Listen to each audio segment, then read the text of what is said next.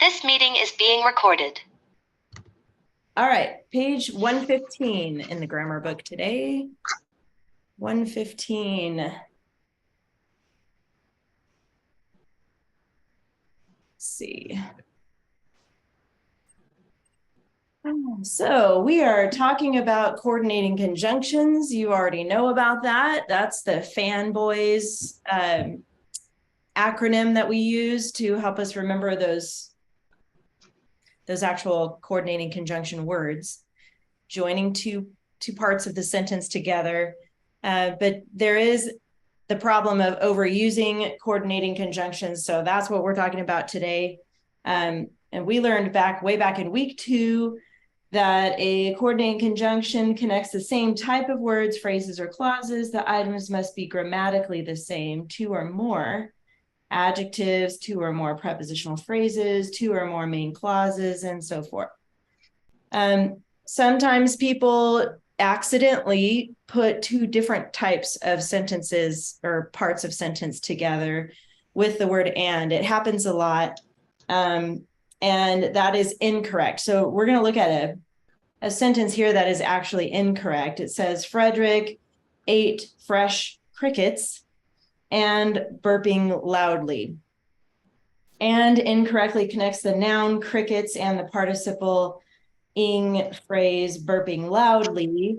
These items are not grammatically the same. So, so basically they're suggesting that you take out the and put in a comma, that would work and how you fix that. But putting and in there is not correct because you're connecting 2 different types of parts of speech. In informal writing, a sentence should not start with a CC. In dialogue, it may. So here it is incorrect. You can't really start a sentence with and. You pretty much know that. I mean, it's awkward. So most people don't start like that. And then to fix it, when a CC is used incorrectly, remove it or rewrite the sentence. And in week 10, you learned that one way to fix a run-on is to connect 2 main clauses with a comma plus a CC. So here's the pattern: MC, comma, CC, MC. We practiced that a bunch not that long ago. Of the 7 coordinating conjunctions, and is the most common and the most overused. The pattern MC, comma, and MC is effective when and is the most logical way to relate the 2 main clauses. Okay, so we're talking about same idea here. The 2 clauses happen at the same time and express similar ideas. That is a great place to use and. And the example here is the chef made Frederick fly soup and the maids fluffed his pillow. So both sentences refer to the special treatment that Frederick enjoyed. And then sequential, the second clause happens after the first. This is all pretty much logical. I mean, it's pretty straightforward. So the orderly brought Frederick fly soup and he gratefully drank it. So Frederick drank the soup after the orderly brought it to him. Writers can overuse the coordinating conjunction and. Check that and is the best way to connect the main clauses. If the main clauses express different ideas, they belong in separate sentences. And this is how you're going to fix it in your grammar book. When the main clauses express different ideas, replace the comma plus and with a period. Capitalize the first word of the new sentence. So basically, you're just going to take it out. And here's your example. Because of its vast collection, Frederick spent time in the library and he developed a guessing game with book titles. So they're suggesting here that these 2 are separate main clauses. Frederick spent time in the library. He developed a guessing game with book titles. So since they're 2 different ideas, even though it kind of sounds like they could go together, spending time in the library and then developing a game is apparently 2 separate main clauses. So they're suggesting to just take out the and make it 2 sentences. So that's the mark you'll use in your book when you go through your grammar this week. You'll just draw a line through it. That little squiggly is to take out the comma, and then period, and then start a new sentence. So pretty straightforward. That's it for the lesson today. Do you have any questions about that, Jasper? I don't think so. Pretty straightforward. I think that the first time it happens in here is on, I'll check my book really quick here. Page 118 here.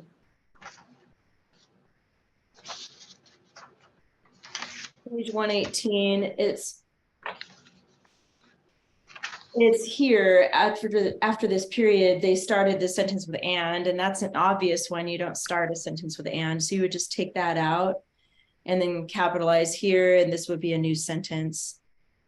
And then on page 119, the next one,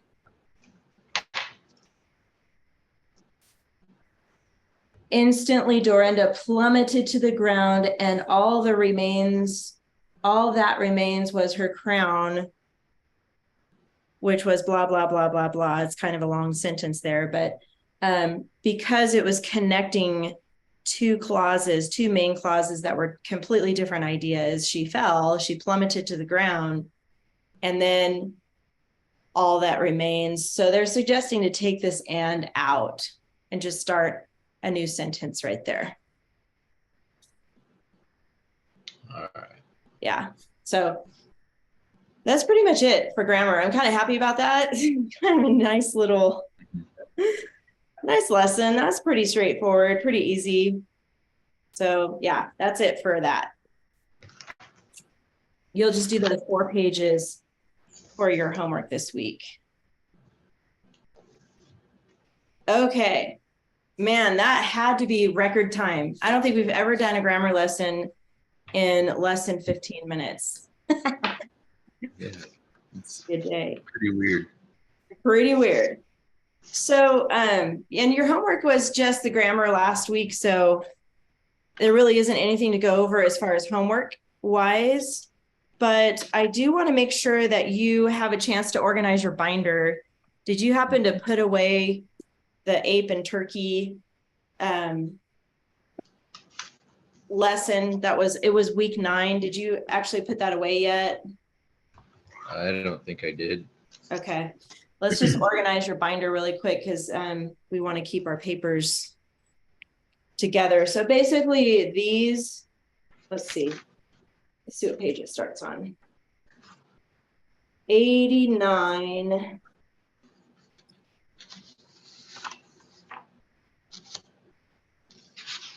And for some reason, I haven't put away the other one, week 8, which was the trash bag and pirates. So I don't know if you put that one away yet. 7, 8, 9.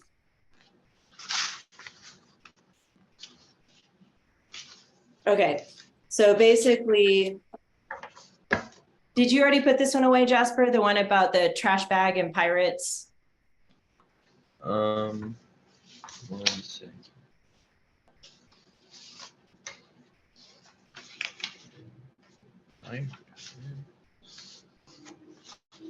No, I did not. So yeah, we'll put it, this is all for week 8. So if you have it there, which hopefully you do, it's 79. And then this page with the pictures, 81. Then there's the pirate one. So you can organize those pages by page number. And basically what I want you to do is put away all of week 8 and week 9. Week 9 was the ape and turkey one.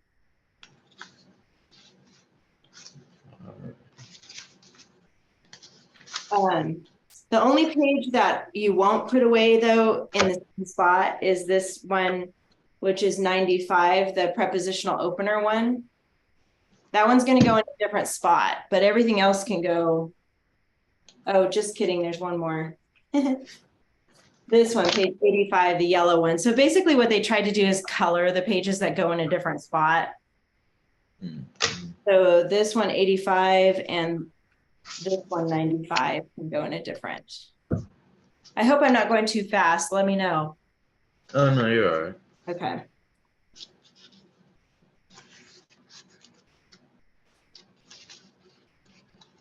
So finished compositions.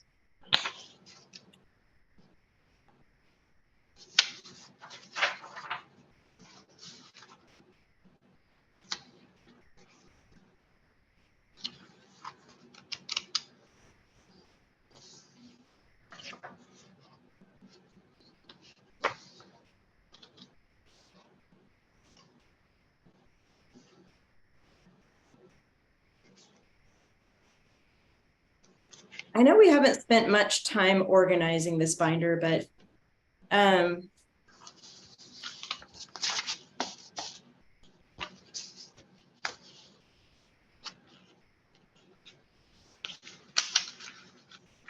this one, page 95, is kind of a cream colored, tan colored page. That one is going to go behind stylistic techniques. What page do you say it was? It's 95.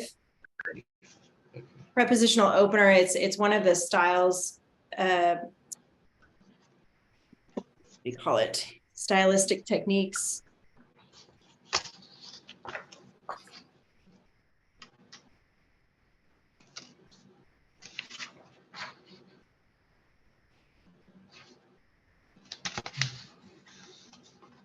So that one goes behind the stylistic techniques tab.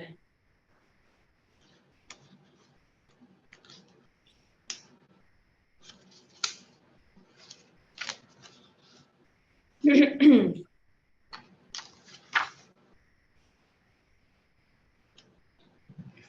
got to turn off my heater really quick. I'll be right back. All right.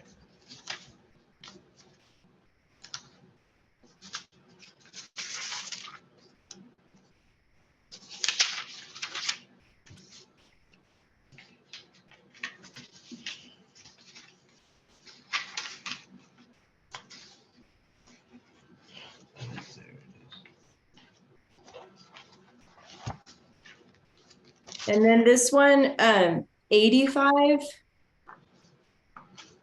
It's yellow. This one is going to go behind model charts and outlines.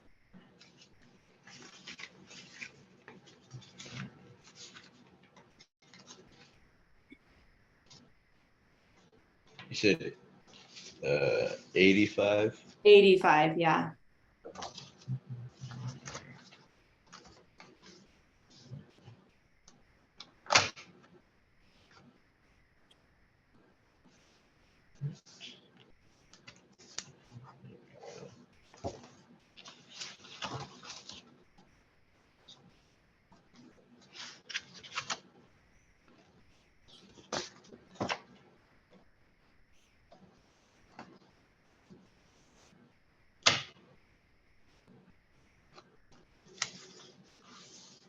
And that should be everything, right? And everything now is in your binder in the spot.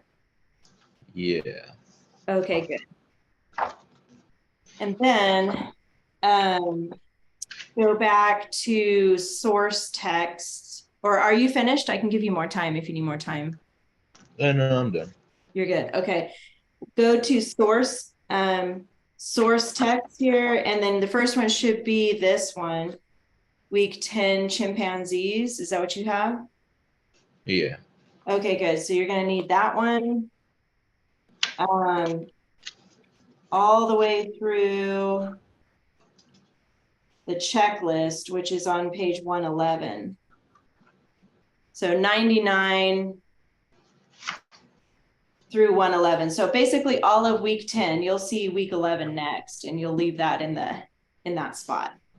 But go ahead and take out pages 99 through 111.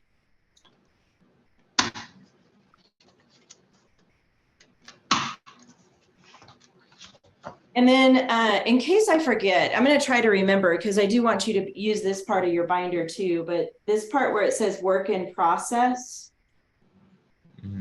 that is where you can move this whole week 10 after today, because we're going to be in week 10 for at least 2 weeks. So we'll keep it in work in process in the meantime. Does that make sense? Mm-hmm. Okay, good. Okay, awesome. Now,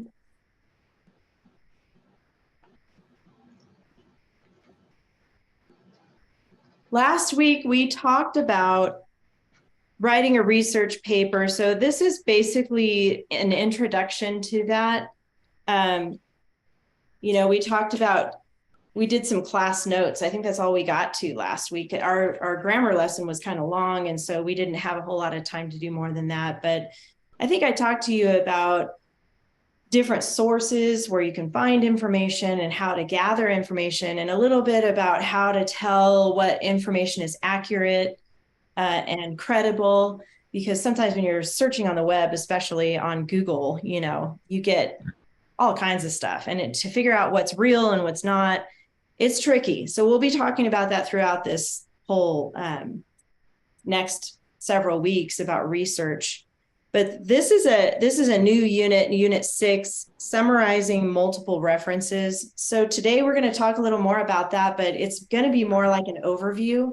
So what I'm going to teach you is kind of like the bare bones of how to structure research papers. And then eventually the next unit, it'll be like a complete research paper. So what we're going to talk about today is more like the meat of it, the body of a research.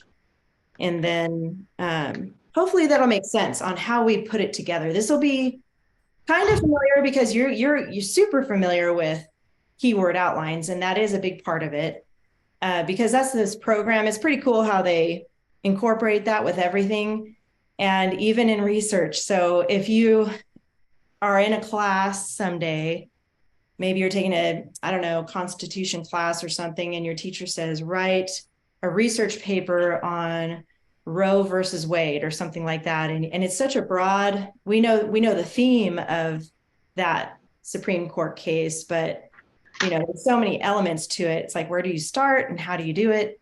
So hopefully this class will help you with that, because you're going to have research papers along the way, especially if you go on to college.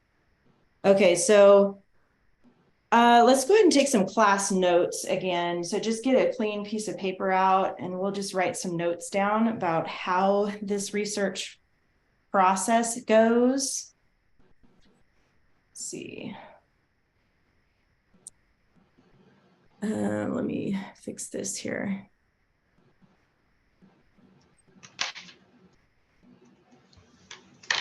So.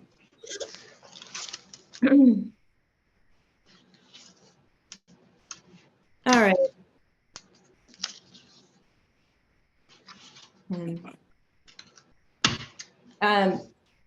Yeah, go ahead and label your paper, because I like that.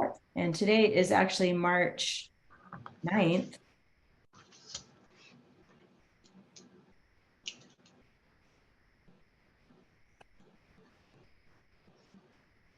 And we'll just call it class notes. And this is Unit 6 research paper.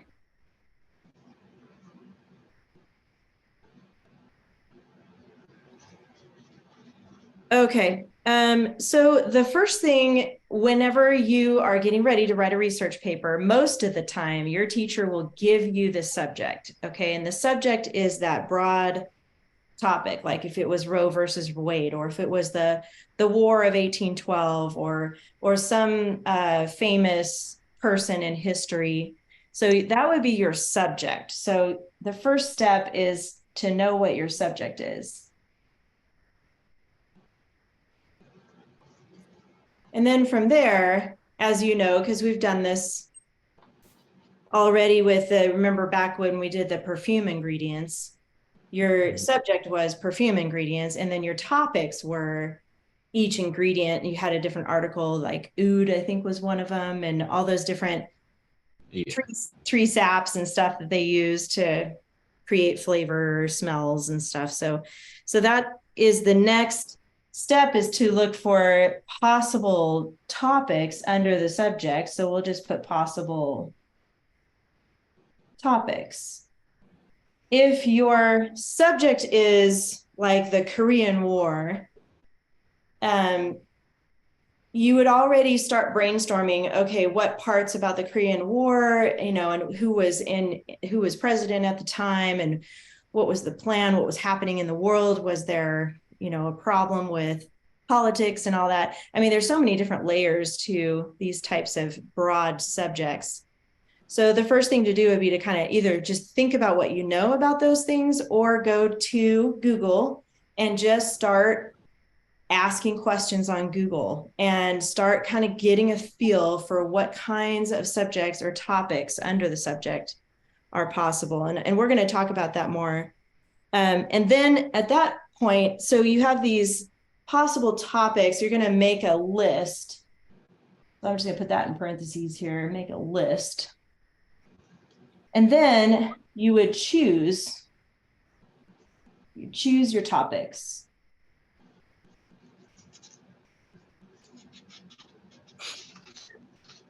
And how you choose topics depends on how long your paper is. And most of the time, if you have a professor in college, they'll want it to be a certain number of words, which is tricky because it's hard to translate a number of words to how many paragraphs it will be. So, if it's 3,000 words, it's kind of tricky to figure out how many paragraphs that would be. It's easier if you could find out how many paragraphs they want. And we're going to focus on a 3-paragraph research paper this time. It'll be 5 paragraphs, because like I said, we're going to focus on the body, which is the middle 3 paragraphs. Obviously, the first paragraph would be an introduction, and the 5th paragraph would be a conclusion. But for the next couple of weeks, we're just focusing on the middle part, the body. So it would help to know, and I'm just going to put a bullet point here and put number needed, because each topic is a paragraph. So that kind of helps you to know. If you can find out how many paragraphs, that will tell you how many topics you need to find. And in order to find those topics, you need to look for related information that is supporting your subject. So the subject is that broad topic, and then you need to find information that supports that. So we'll put here related and comma supporting subject.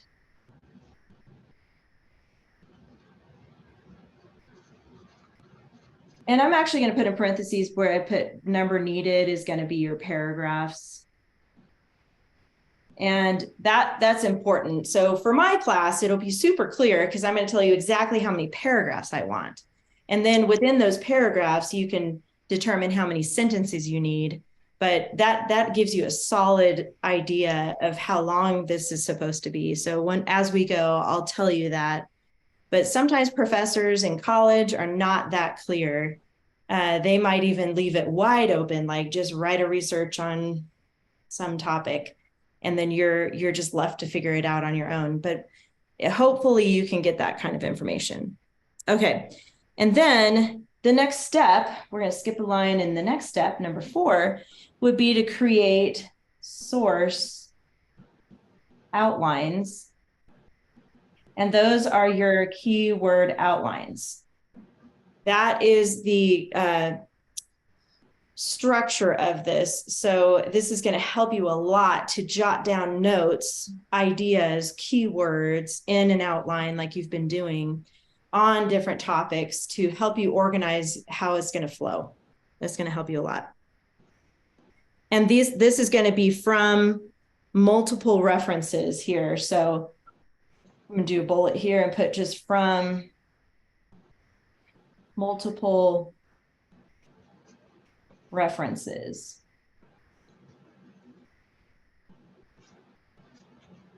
The next one here, so all of that should be pretty familiar because that's pretty much what we did for the perfume report that you did. This is where it kind of changes a little bit. So next you're going to create what's called a fused outline. And it still is a keyword outline, but it's fused. And I'll explain that in a minute, but just jot that down. This is when you put sources together.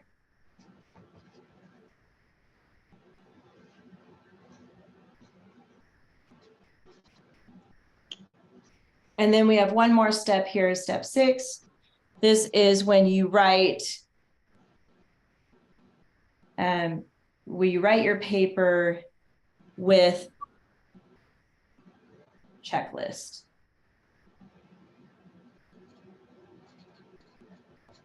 And this is the body paragraphs. Whoops. That's a paragraph symbol. There we go. And then, like I said, later you'll get into, we'll get really familiar with writing the body. You got to start there. You never start with the introduction paragraph. It's too difficult to do that. So you always start your research with the body, and then you can add your introduction and your conclusion later, and you've got your 5-paragraph model. But we're going to focus, like I said, on those 3 for now. Okay, so let's talk about some examples here. How do I want to do this? I think I just want to have you draw a line at this point to separate this part of your notes. And we'll just put example here. And I want you to write, we're going to do a little T-chart here. So just put subject,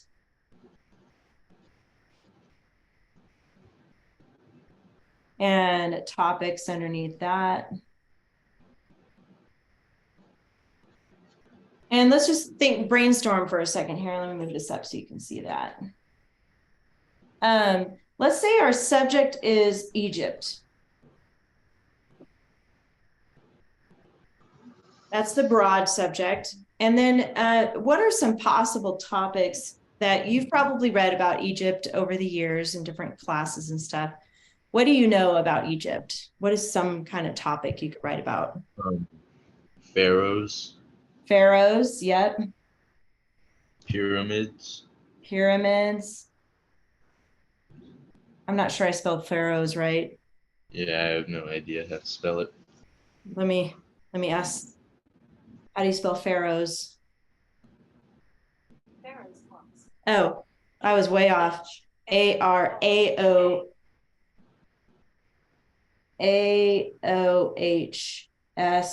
Okay. Anyway, pyramids. Yeah. What else?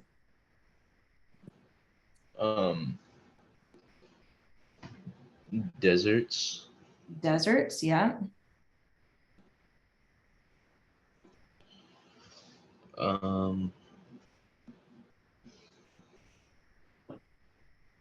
Maybe their mythology. They have a lot of interesting belief systems.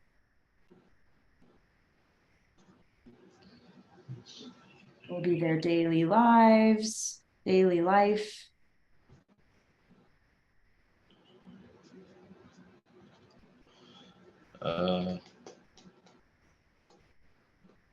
Tombs. Yes. I was even thinking cats too.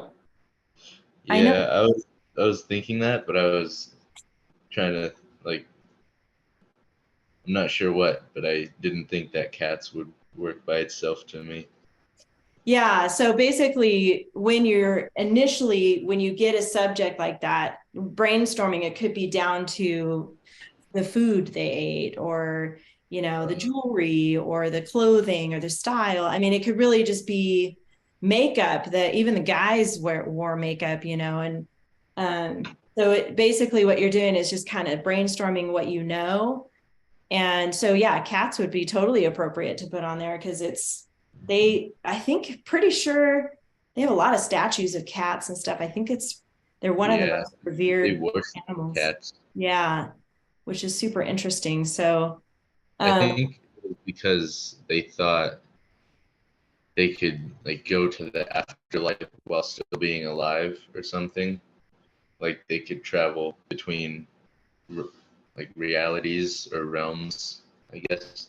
interesting. I didn't know that. You're talking about the cats or the people? Yeah, because like spirit guides sort of things, Oh, yeah. Okay. Okay. but I might just be completely wrong about that. You're like, I might have had a dream about that or something. Yeah, Huh? I could just be thinking of the movie Coraline, but Right. Well, I think you're onto something there too, because I do know that okay, so I went to France several years ago and went to the famous museum, the Louvre, yeah. and they have an entire level. I mean, that museum was just so massive. I mean, we were there for literally 12 hours and we saw maybe a third of it. It's so huge. And so, but my daughter was with me and she really wanted to go to the Egyptian section. So we spent like lots of hours walking through the Egyptian. They actually had a mummy there and they had all these relics and stuff. It was really, really interesting and creepy. Like, Yeah. very, very, very creepy. I got kind of like creeped out while I was walking through there. But anyway, they have a lot of stuff. They have a whole area of just cats. So it is a big deal.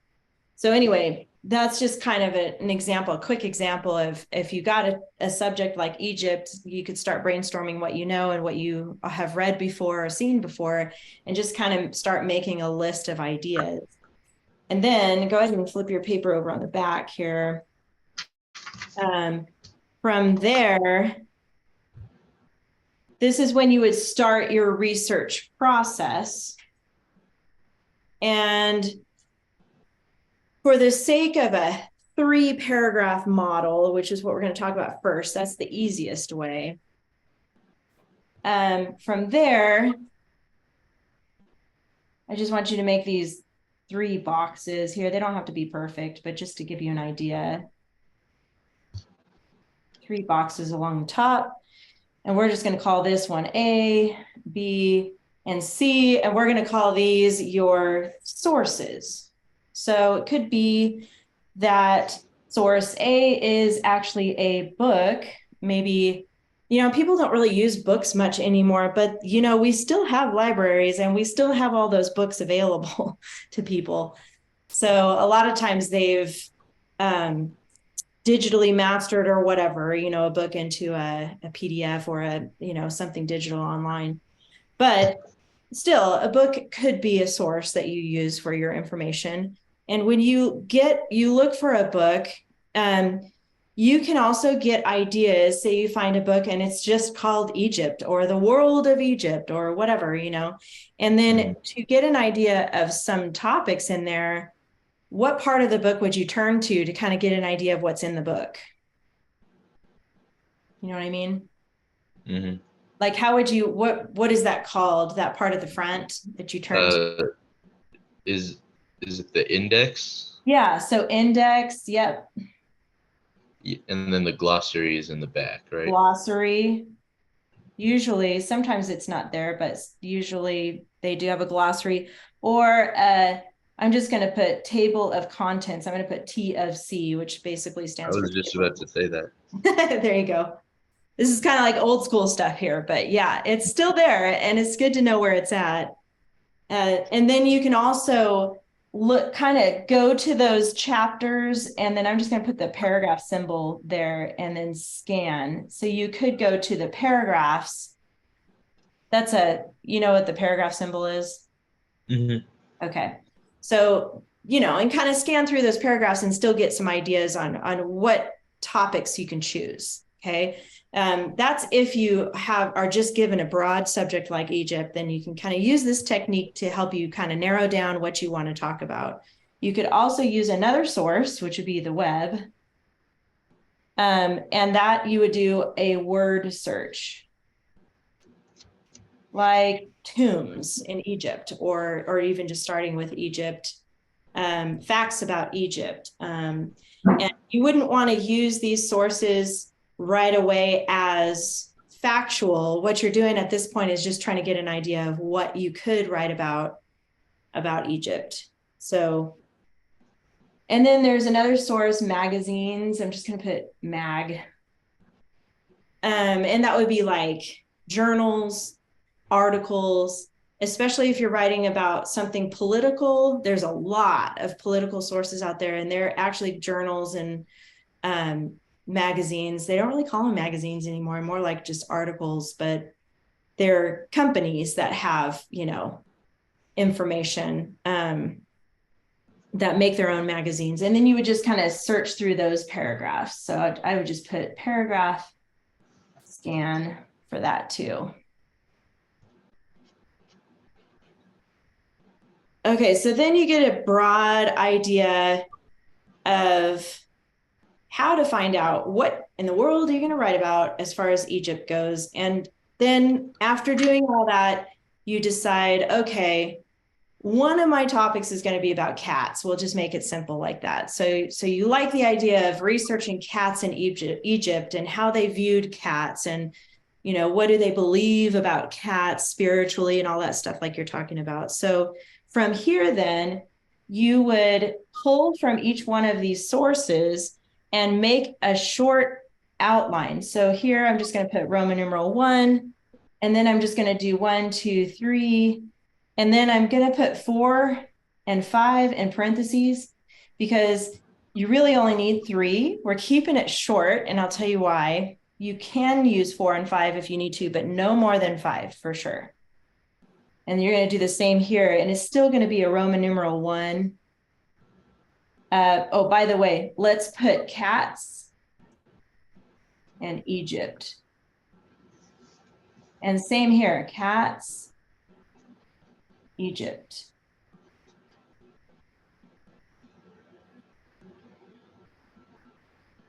And then same here, Roman numeral 1. We're still just focusing on Roman numeral 1. Cats, Egypt, 1, 2, 3. And then 4 and 5 are optional, like that. Okay, and this is just for one paragraph because, you know, you're going to choose 3 topics about Egypt, for example. You decide, well, I really want to know more about cats, so I'm going to pick cats as one of my topics. So that's why we kept it Roman numeral 1, but you have different sources you're going to pull from. This is what separates this from just a report. This is a research paper. Okay, so then you go to each one of these sources and you pull information from there, and you start making your keyword outline. Now, your keyword outline still has the same rules, 3 to 4 keywords, symbols, numbers, abbreviations are free. All of those little rules stay the same. And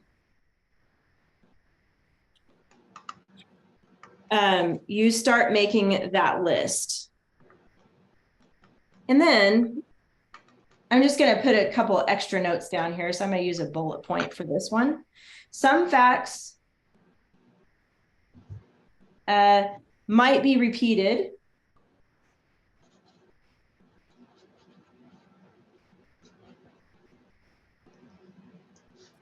And that indicates a common theme.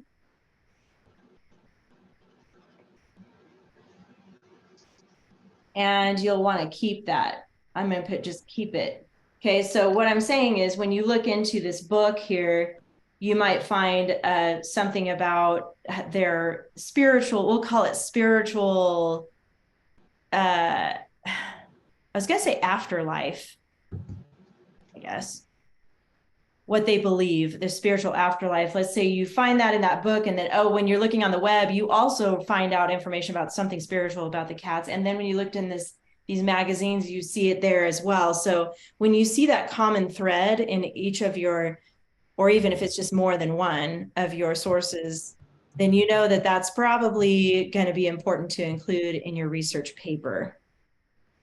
So, and then the other thing you get to do is you get to choose, oops, if I can spell that, choose best of the best. So basically, you get to decide what information about the cats in Egypt that you think is really interesting. That's the cool part of research, because there might be some boring things like, you know, maybe their lineage or their anatomy or their, you know, I don't know. I'm trying to think of something that would be more plain. But if you're talking about the spiritual aspect and what they believe and how they transport, like you're saying, you know, yeah, that you get to choose that part of that topic because that's interesting to you. So you would want to include that in your report or your paper. Okay, so from there, this is where I want you to put here now, fused outline.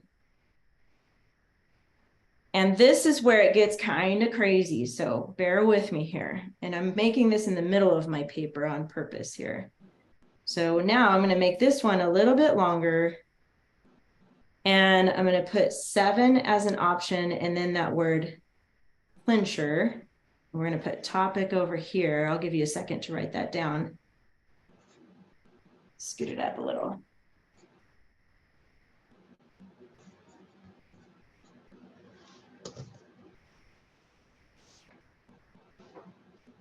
So this looks familiar. This is how you've been doing your reports. And obviously your topic is going to be cats in Egypt. So that topic stays the same. So we're going to put that back here, cats, Egypt. But now you're fusing everything together, because if you wrote 3 different details that support cats in Egypt for each of these, that's 9. And you might have 15 at the most if you find that much stuff.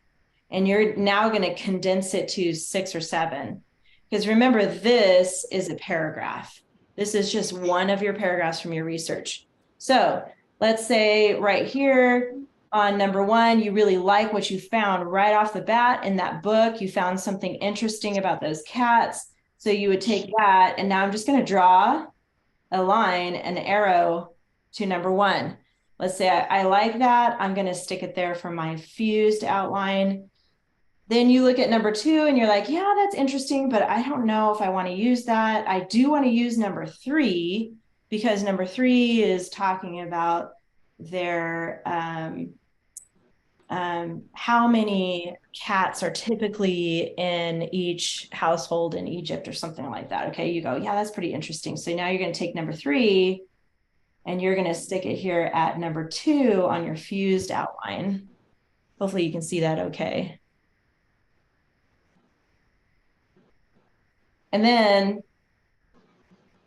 you get over here to this one, you find a bunch of stuff on the web about all the spiritual stuff, and you're like, whoa, this is crazy. I'm just going to draw a line from my number 1, stick it here on number 3. You get the idea. It doesn't have to be exactly what I'm doing here, but you get the idea where you're pulling different facts. Maybe you like number 3 here. I'm going to go on this side. Put that for number 5. And let's say you got number 5 down here. You want to put that at number 6. It doesn't have to be exact, Jasper, but you get the idea. You're going, ooh, I like this. I like this. I'm not so sure about that. I'm going to forget about that one, but this is really interesting. And then so you're combining what you like from this into your fused outline. Now you have what you need to write that paragraph. Okay. It seems like a lot of steps and it would take you a long time, but honestly, man, I wish I knew this when I was going through high school and college. This would have saved me so much, because I literally would sit down in tears, like, there's so much information. How do I know what to pick? How do I know what goes here? How do I know what's important? Like, I don't even, it just was so overwhelming when I would get that assignment. But this gives you that freedom to pick what's interesting to you, because you're more likely to write a better research paper.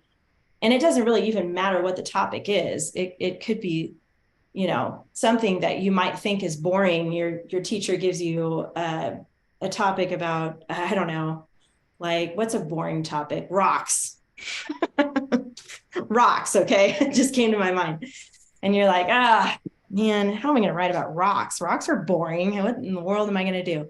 Well, then you can start brainstorming and getting those ideas, and maybe you can find out like how rocks are used to build things or whatever, and then it kind of piques your interest, and so then you pull on those things. Does that make sense to you? Mm-hmm. Cool. All right, so that's the fused outline, and then from there, and I'm just going to draw like a piece of paper.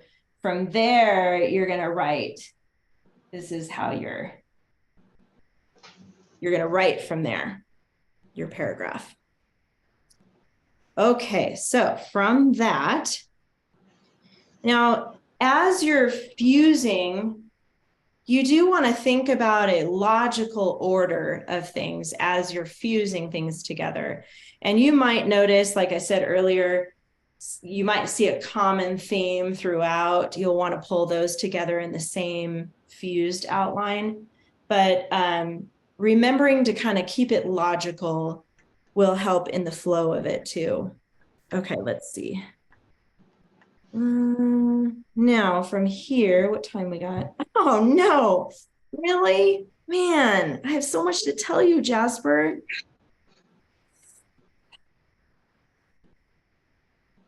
Well, let's just take a peek at the first. I'm going to show you. Okay, so here's the good news. You're only going to have grammar this week. So that's the good news. You have no writing this week. I just want to take my time going through this with you, because it's super, super important that you get the foundation of it. And then we're going to get into some big research writing, so you can just rest up and get your energy up for that. So what I want to look at with you first is that first article called just chimpanzees. By the way, chimpanzees is your subject for this research paper, this first one that we're going to do together. So pretty interesting topic. I mean, you know, pretty broad. There's a lot you can learn about chimpanzees for sure. So what I'm going to have you do now is we're going to scan. I'm going to show you how to kind of scan through an article, because it, you know, we pulled out, I think, four different sources for this research. Yeah, we have text A, B, C, D, and they're all really long. So it would take a long time if we actually stopped and read every single paragraph, every single word. And then you would probably feel like, wow, that's a lot of information. How do I sort through it? So you don't have to do that right off the bat. This is cool. What we're going to do is scan. And when you scan something, you look at the first sentence and you look at the last sentence. And the way that this program has it set up, it's pretty easily laid out for you. They even kind of followed that topic clincher rule. So you'll be able to see common themes in the first and last sentences. And that saves us time. We don't have to actually read all of it. But for example, looking at sentence number 1, it says there are 3 species of great apes: gorillas, orangutans, and chimpanzee. If I skip down to the end, you know, even just the last part of that sentence, yet chimps are the smallest of the great apes. So we're talking about, in that first paragraph there, the different species of chimpanzees. So in the margin, I just want you to write species. That's the main idea of that first paragraph there, mostly focusing on species. And then if I look at the next paragraph, it starts with the life cycle of chimpanzees closely follows that of humans. If I look at the last sentence, consequently, the life cycle of chimps is fewer years ahead of and shorter than that of humans. So we're talking about life cycle. So in the margin, let's just put life cycle. The next paragraph, in behavior, chimps also resemble humans. So we're talking about behavior here. And then at the end, in behavior, they're like human-like displays of threat. So behavior. This will make sense once we get through all this. But basically what I'm showing you is how to scan or skim through to see what is this article about. Okay, so far it's about species, about life cycles and the behavior. So you kind of get a broad idea. And we did that in a manner of like 1 or 2 minutes. So go ahead and turn the article over to the back side. And we have some more paragraphs. Oh, sorry, that paragraph started here. The family forms the emotional unit that consists of a mother, her children, and grandchildren. Let's turn it over to the back. So we're talking about family, it looks like here. Relationships. Yeah, relationships, exactly. I'm just going to call it family because it says at the end there, talking about the mother, that Flo's family remained cohesive. And then the next one, what do you think the next paragraph would be about here? It's starting with although. Actually, yeah. Hold on. Where are we? Oh, yeah. This is still about, in contrast, it's still about family here. Yeah. Although, how about that paragraph?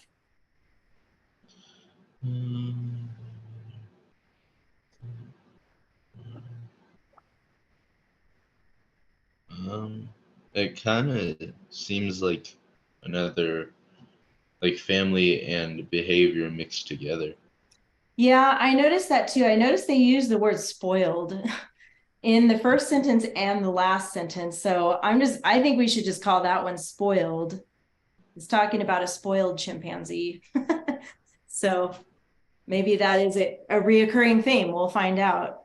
And then this last one here.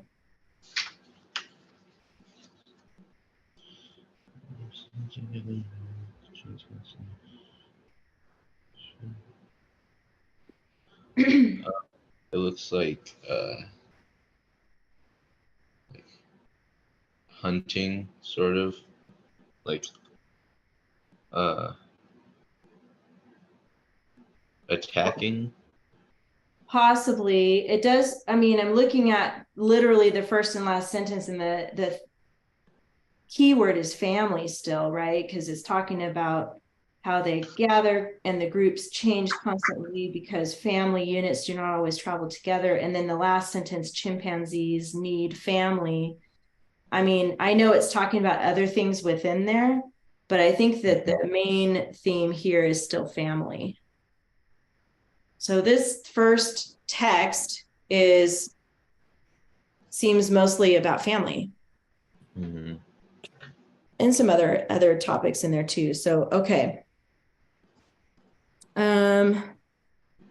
We're going to have to start there, darn it, because we're out of time. But what we're going to do is just pause. You just focus on grammar this week. And then next week, we'll pick up from here. We're going to do the same thing with source text B, C, and D.